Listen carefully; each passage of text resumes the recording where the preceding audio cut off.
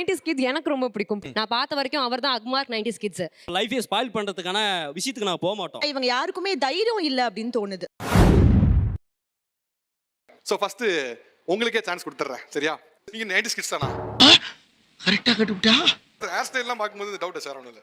இல்ல அது அப்போதே இந்த பள்ளியோர காலங்கள்ல குணால் உங்களோட கிரஷ் ஃபர்ஸ்ட் கிரஷ் சார் கிரஷ்னே தெரியலையா? இப்படி தாண்டா அசிங்கப்படுறது நான் வாழ்க்கையில. சார் உங்களை பார்க்கும்போது சார் இந்த ஸ்கூல்ல எல்லாம் குட் பாய்க்கு ஒரு அடையாளத்தை போட்டு ரவுண்ட் போட்டுருப்பாங்க, அந்த மாதிரி இருக்கீங்க சார் நீங்க. நீ என்ன வேணாலும் பேசலாம், நாங்க அப்படியா? நீங்களாவது குட் பாய்னு சொல்லிட்டீங்களா? சூப்பர். 11th படிக்கும்போது சார் நல்ல ஃப்ரெண்டாக இருந்தாங்க. எங்கள் லவ்வர்ஸோட ட்ராஷ் லிஸ்ட்டில் போட்டுருவாங்களோன்னு அவங்கள க்ரஷ் லிஸ்ட்லேயே வச்சுட்டேன். காலேஜ் படிக்கும்போது இருந்துச்சு. பேசல, நான் பேசினா ஊரில் பிரச்சனை ஆயிடும். பேர் சொன்னா ஊர்ல பிரச்சனை கிரஷ். சார் எனக்கு வந்து 11th படிக்கும்போது எங்கள் கிளாஸ் டீச்சரோட பொண்ணை விரும்பினேன். ஓஹோ. ஆனால் கடைசி வரைக்கும் சொல்லவே இல்லை. ஒரு 2 வருஷம் ஃபாலோ பண்ணேன். அப்புறம் அங்கேருந்து வெளில வந்துட்டேன், காலேஜ் வந்துட்டேன். நீங்க நான் ஸ்கூல் படிக்கும்போது ஸ்ட்ரிக்டான பிடி மாஸ்டர் மாதிரி இருக்கீங்க. நீ 90s கிட்ஸ் தானா? 90s கிட்ஸ் வந்து இங்கெல்லாம் லேகா இருக்காங்க அப்படின்னா என்ன சொல்லுவீங்க? லேகா இருந்தாதான் அவங்க 90s கிட்ஸ். வர வர ட்ரெண்டுக்கு ஏத்த மாதிரி அப்டேட் பண்றவங்க வந்து 90s கிட்ஸ்க்கே கிடையவே கிடையாது. என்னடி சொல்ற? அல்ல இப்படி சொல்லியே அவங்க லேகா இருக்க வைக்கிறது. அதுக்கப்புறம் எல்லாத்தையும் இப்படி பேச வேண்டியது.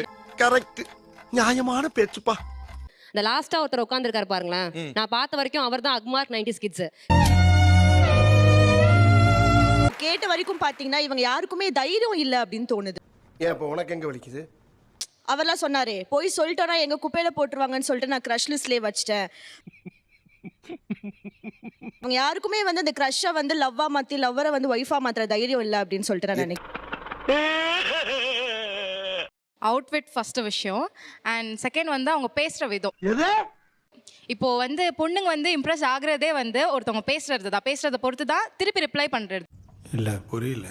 இப்போ இருக்க பசங்க ரொம்ப தெளிவாக இருக்காங்க. லைக் க்ரஷ்னா போய் ஸ்ட்ரைட்டாக போய் பேசுகிறாங்க. என்னென்ன சொல்கிறோம் பாருங்க, கம்பி கட்டுற கதையெல்லாம் எடுத்து போடுறாங்க. பொண்ணுங்கிட்ட பேசுறதுல என்ன தயக்கம், என்ன பயம்? எங்கள் வில்லேஜ் சைட்லாம் பார்த்தீங்கன்னா ஒரு பொண்ணுகிட்ட பேசினாவே அது வேறு விதமாக இருக்கும். புரியலையே.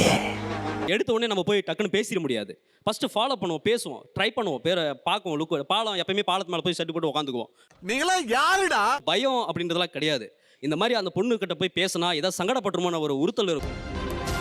தேவையில்லாமல் அந்த பொண்ணுக்கிட்ட போய் ஐ லவ் யூ ப்ரொபோஸ் பண்ணி அந்த மனசுக்கு எடுத்து தேவையில்லாமல் குடும்பத்தில் பிரச்சனை உருவாக்கி அவங்க லைஃபே ஸ்பாயில் பண்ணுறதுக்கான விஷயத்துக்கு நாங்கள் போக மாட்டோம். பாத்தியா?